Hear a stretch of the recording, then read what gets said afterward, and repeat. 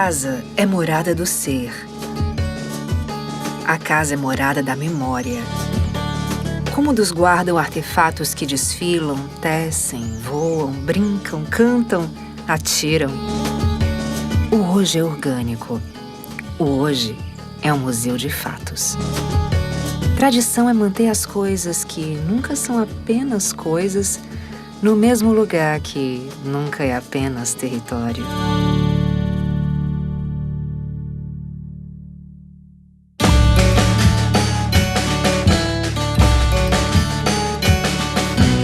Tudo começou nessa Casa Azul, a Fundação Casa Grande, que abriu espaço para crianças e jovens vivenciarem as raízes do passado ao mesmo tempo que plantam as sementes do futuro.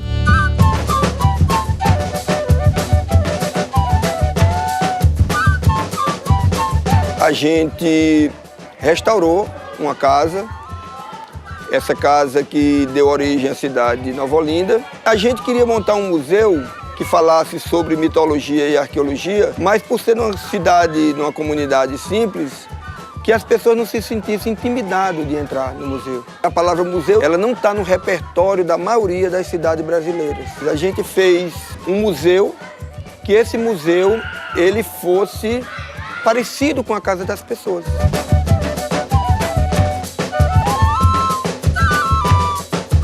Na Fundação, surge uma das primeiras iniciativas de preservação patrimonial, o Memorial do Homem Cariri, um arquivo vivo de peças, fotografias, lendas e mitos do povo cariri. Nós fizemos esse primeiro museu, que foi o Memorial do Homem Cariri, contando a história. Então, o princípio foi a Casa Grande. A partir da parceria com a Fundação Casa Grande, o SESC, Serviço Social do Comércio, encontra no Cariri uma rede de oficinas, casas, terreiros, lugares onde as narrativas dos mestres da cultura popular são transmitidas através do ofício, dos artefatos, do canto, da dança. Registros autênticos e ancestrais do saber e do fazer que permanecem vivos por homens e mulheres que mantêm a tradição.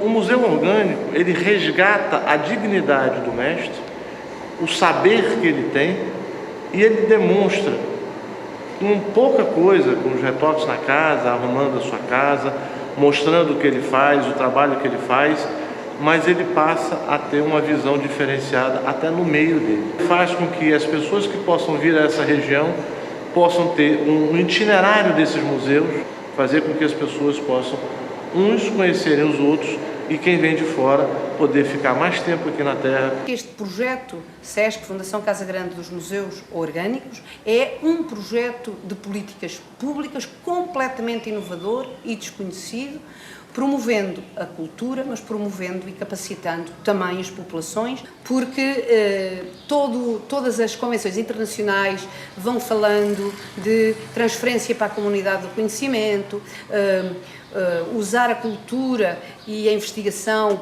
como modo de promover as comunidades, de dar sustentabilidade às comunidades. Não deixa de ser um início de uma prospecção turística de museus e de saberes e que podem ser incorporadas com palestras, com shows e com outras coisas que depois, com o decorrer do tempo, eu tenho certeza que eles vão se associando a esses museus e vão fazendo com que isso se torne uma célula viva, como é o próprio museu. Ele é vivo porque ele retrata o dia a dia desses seus personagens. E ele vai passar a retratar o dia a dia, o cotidiano daqueles que por ali passam e daqueles que por ali vivem ao seu redor. E começa a criar um espaço cultural, turístico, mas acima de tudo, que leva o saber das pessoas. Estes museus trazem uma outra coisa. Nós entramos na casa das pessoas. Nós vamos partilhar da comida das pessoas. Nós vamos partilhar do dia-a-dia das pessoas. E vamos partilhar das pessoas da sua própria história. E a sua própria história, ela tem também articulada uma vida. E a vida, ela faz-se em casas e, portanto, estes museus orgânicos trazem uma recuperação das arquiteturas tradicionais. traz gente que começa a conhecer toda a sua história sem ter que estudar nos livros. Traz renda para a região, para fixar pessoas nas regiões e não de alguma forma as deixar perdidas para irem para outros locais.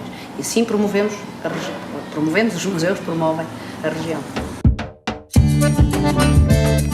Os museus orgânicos são lugares de compartilhamento da memória, do conhecimento, das expressões e das manifestações diversas. É a partir dos lares onde habitam que homens e mulheres oferecem a narrativa de sua história e cultura para a comunidade. Quando eu nasci, o meu pai já era celeiro, trabalhava fazendo cela, esse modelo aqui. Fazia gibão, fazia chapéu, fazia sapato, mas tudo para vaqueiro, para esse pessoal que trabalha na caatinga, né? Uma herança que meu pai já pegou do pai dele, o pai dele já pegou do meu avô, do meu bisavô, e assim, são 5 gerações. O Museu do Ciclo do Couro, de mestre Expedito Celeiro, foi uma das primeiras iniciativas de patrimonializar a casa e oficina. É um museu vivo e aberto à comunidade para a transmissão do saber e do fazer do mestre, conhecendo toda a sua ancestralidade. Eu já sou de uma tradição de família, né? De vaqueiro, de cigano, de tropeiro e celeiro.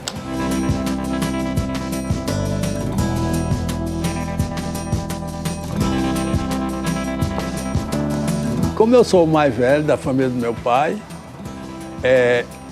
para onde ele ia, eu estava pertinho dele. Se ele ia para a oficina, eu estava pertinho dele, trabalhando. Ele fazia uma cela grande, eu aproveitava os pedacinhos de couro e fazia uma pequenininha. Ele fazia um chapéu para uma pessoa e eu fazia um pequenininho. O meu pai faleceu muito novo, tinha 56 anos, quando meu pai faleceu, deixou 11 filhos, fora eu. Aí peguei os meus irmãos e joguei dentro da oficina, que eu já tinha, uma oficinazinha.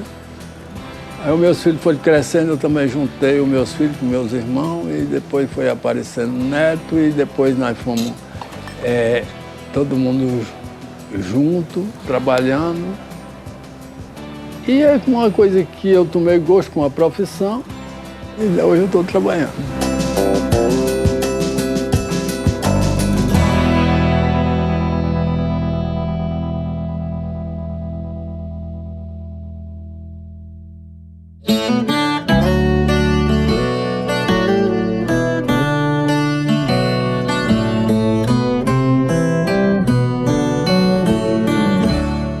Quando eu coloco a máscara, eu me sinto feliz, né? Porque era uma coisa que eu queria desde pequeno. Que, na época, meu irmão foi brincando de reisado, e eu queria andar mais ele e ele não queria, né? Aí eu decidi que quando eu crescesse, eu montava um reisado.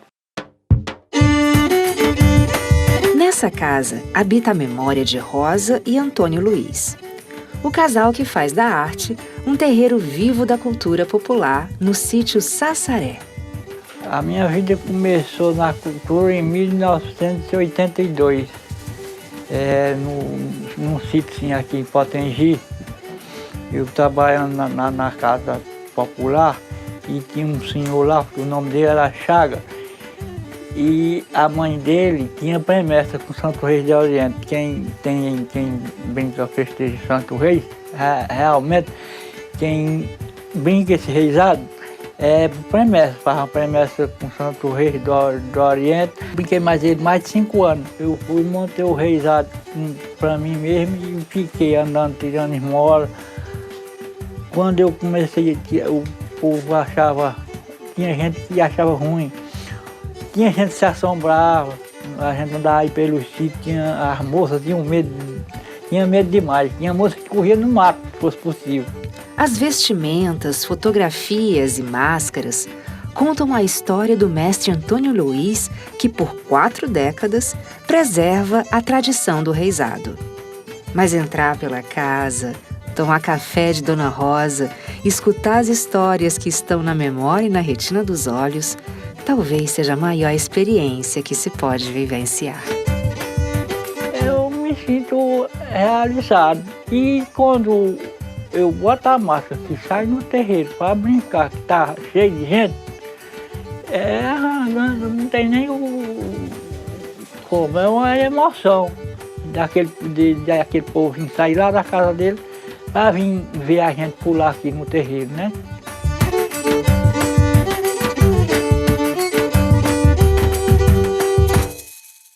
O menino que nasceu na roça, vendo passarinho voar, cresceu sonhando em avião voar e se fez um mestre na arte de brincar.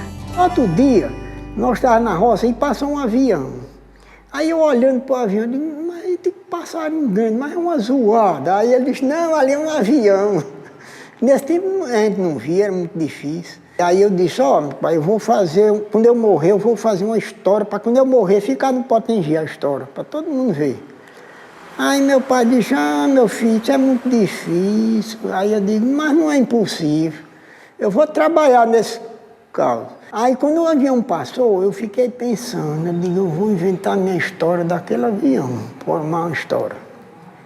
Aí, sozinho, aí peguei um pedaço de pau que chamava emburano, bem molinho, levei para casa, aí fui moldear o aviãozinho. Moldeei com 3 dias, disse, pai, o avião era desse jeito, ia passando. Ele disse, quem é que está te ensinando? Eu digo, não, eu estou fazendo, inventando. Desse tempo para cá eu comecei. Comecei com 8 anos, quando eu vim aprontar a história, já estava com 50 anos. O garoto que sonhou em voar abriu as asas da imaginação e criou aviões, foguetes, helicópteros e até disco voador. O mestre mostra o acervo a quem chega e entre uma conversa e outra é quem visita que faz um voo imaginário para além do sertão.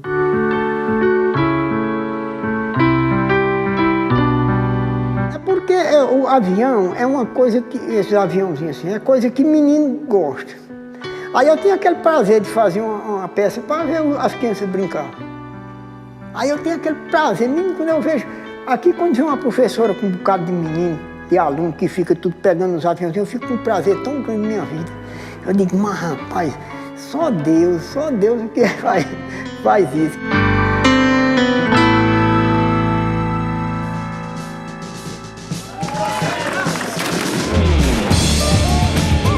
Nessa casa, as armas do cangaço se fizeram arte e leva ao mundo a cultura da paz.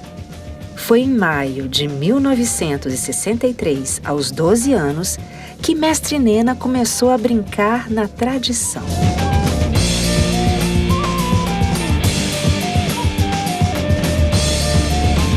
O bacamarte ele surgiu da Guerra do Paraguai. Não existia esses armamentos que tem hoje, então a arma mais forte que tinha, mais potente, se chamava bacamarte. Então, com a vinda dos que foram e voltaram, quando eles chegaram nas suas casas, então eles foram festejar por ter chegado com vida, então dando os tiros só de pólvora, tiro seco, só pólvora e bucha, só para festejar uma alegria em eles terem voltado. E a gente se inspirou em cima do cangaço, então o estilo, a roupa, e é uma brincadeira que eu faço porque eu gosto, porque eu tenho amor mesmo à cultura. Na Casa Museu do Mestre Nena, o azul se destaca. As histórias de cangaço nordestino são revisadas e representadas com toda a criatividade. Jovens se unem aos mais velhos nessa grande comemoração da tradição com toda a paz. O grupo Bacamateiro da Paz é o seguinte, quase todos são família, quase toda a família é uma família, porque tem filho que atira também igual a eu, tem os que tocam, tem outros que dançam, então são filho e neto. E para completar, o grupo é tudo aqui de perto, é tudo vizinho, tudo para reunir as coisas mais fácil que tem para reunir o grupo. É uma coisa que eu só vou deixar de brincar o bacamarteiro. É o seguinte, só quando eu tiver mais de idade que eu adoeça, que eu não possa brincar. E outra coisa é a morte, mas enquanto não eu vou continuar brincando.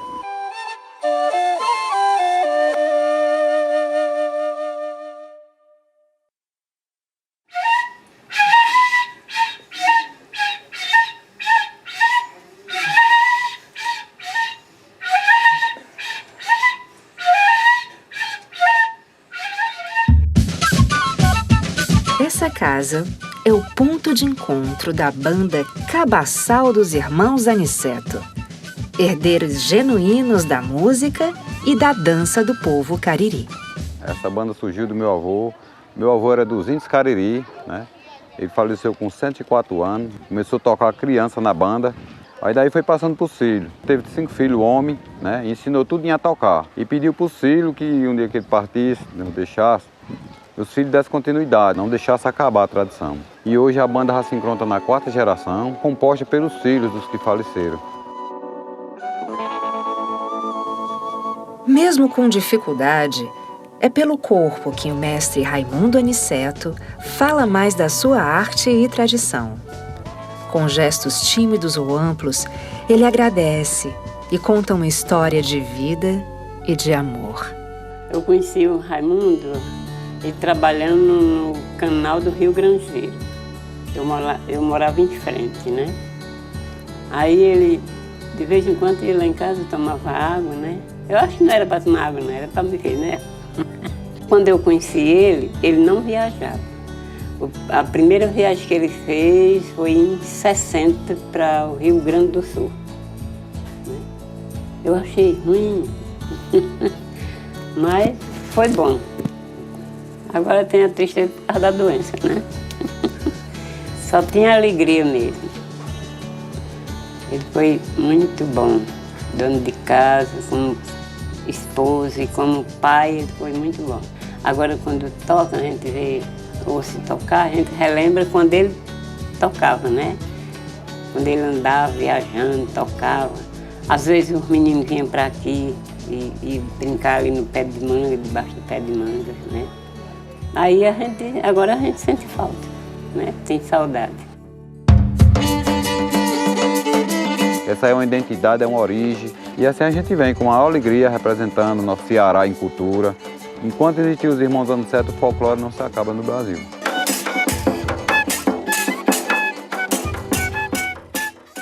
Nessa casa, em sua oficina, com fios de algodão, a cultura se faz rede sob as mãos ágeis de Dona Dinha. Começou essa arte da minha família. Da minha família, aí produziu para mim. Eu aprendi de longe, porque a irmã que eu tinha, que era para me ensinar, ela não teve paciência de me ensinar. Aí eu fiquei observando sozinha, de longe. Aí eu aprendi. Quer dizer que o estudo que Deus me deu foi esse. Eu disse, eu vou botar na minha cabeça, eu vou prestar atenção e eu vou ver o que eu faço. Aí quer dizer que daí para frente aí eu comecei. Dinha tece ponto a ponto e fia uma narrativa de mulheres que foram além da roça. Aos 12 anos, fez sua primeira rede. Criou o seu primeiro enredo com as mãos. De primeira a gente começava a trabalhar, era uma luta mais pesada, porque esse fio hoje vem pronto. Mas primeiro a gente fazia era o fio bruto, a gente urdia, batia, tingia no fogo, com água quente. Era isso. Mãos que tecem destinos, tecem relacionamentos, criam redes de ligação entre o presente e o passado. Conexões. Mãos de mulher, mãos de Dinha, que foi além e teceu sua própria história. Eu amo o que eu faço, que eu vou falar assim, tu não tem precisão de trabalhar não, tu já tem de idade. Eu disse, não, mas eu não estou morta. A gente vai fazer enquanto está vivo, a gente vai fazer o que sabe, né? Eu faço por esporte, assim.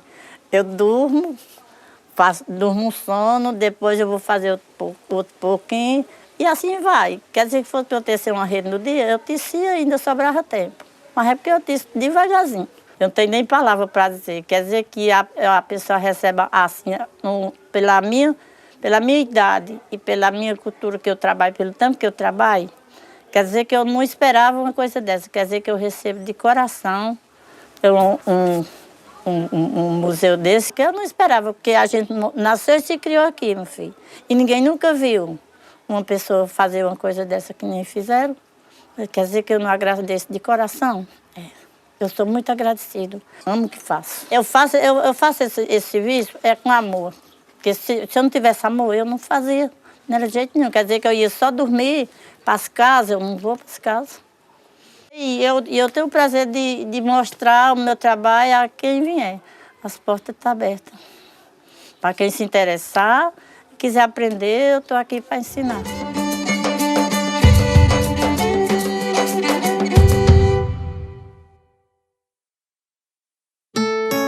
Morada de Zulene e Zé Miúdo. Aqui, a cultura popular se manifesta fazendo festa para o povo do lugar. Em Grangeiro no Crato, a guardiã da alegria e da cultura popular ensina a magia das danças, quadrilhas, maneiro-pau, lapinhas. Da coreografia à confecção dos trajes, Zulene Galdino domina com maestria. Quando eu comecei em 75, a minha vida era quebrar coco babaçu para comprar as pilhas da radiola. E quando era no tempo das quadrilhas, dessa diversão, aí então o meu trabalho era muito. Eu falei para meu pai, papai Luiz Galdino, ele é falecido, mas ele deixou eu na história. Eu falei para ele que estava com muita vontade de brincar quadrilha junina. Papai disse que eu podia começar, que ele me ajudava. Aí então, em maio de 75, eu me dediquei mesmo à quadrilha junina, essas brincadeiras. Aí quando o maneiro estava montado mesmo, mamãe foi falar, por que tu não inventa uma lapinha viva? É muito bonito, todas as crianças são vivas, até o menino Jesus é vivo. Só que na época que eu comecei, era a vida tão sofredora de um jeito que eu arranjava lençol emprestado, que era para vestir aquelas crianças, botavam de um lado, outro do outro, que era para fazer aquela mistura da lapinha. A mestre Zulene Galdino, entre um passo e outro, mantém viva as cores, história e tradição popular. Passou um rapaz aqui procurando onde era a casa de Zulene Galdino, a casa da mestre. Aí foi lá longe, eu puxei aqui, eu disse, cadê a casa? Agora não é, cadê a Casa da Cultura? Não é a Casa da Cultura não, agora é um museu. E a peça mais nova que está aqui é eu, na porta. Aí ele ficou achando o braço. Agora ele pode dizer que é o Museu da Mesa Grande. Pode dizer espalha. A gente não diz não espalha, todo canto aí. Aí pronto. Mamãe dizia, Luiz, não deixa de estar nessa brincadeira não, que isso aí é besteira. Aí papai dizia, Maria, vamos deixar porque o Zulene vai ensinar o que é uma tradição de um povo brasileiro.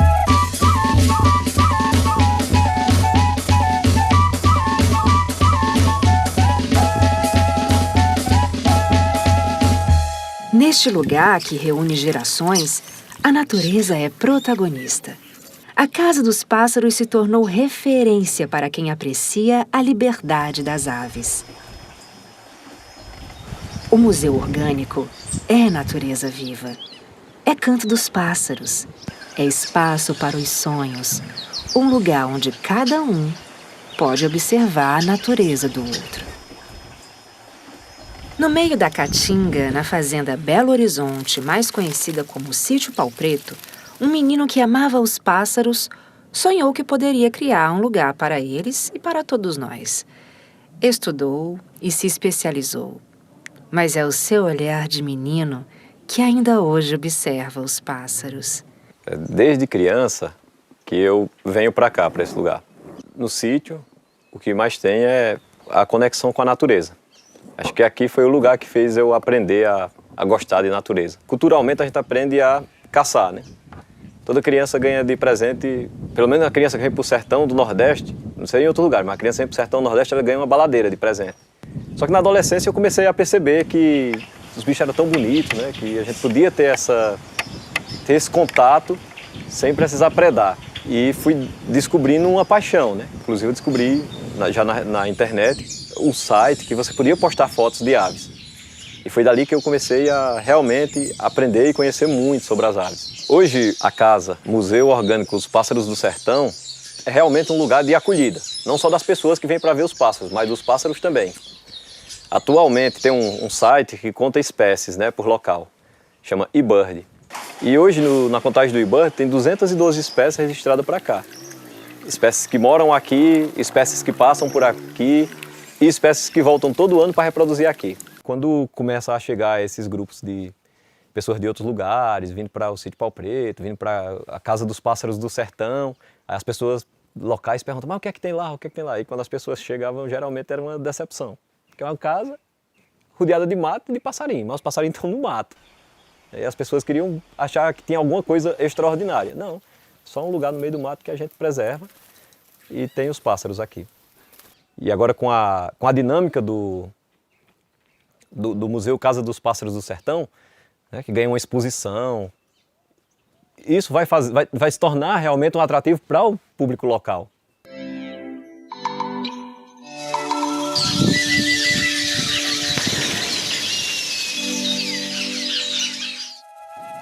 A rede dos museus orgânicos inaugura no Cariri possibilidades de criar histórias e memórias que surgem a partir do nosso olhar e do compartilhar. Museus orgânicos nos traz uma certeza. A vida é orgânica. É um tecido, uma dança, um voo, uma brincadeira. E junto com os mestres, nós sentimos que fazemos parte de suas casas, de suas vidas e de tudo que faz parte da cultura popular.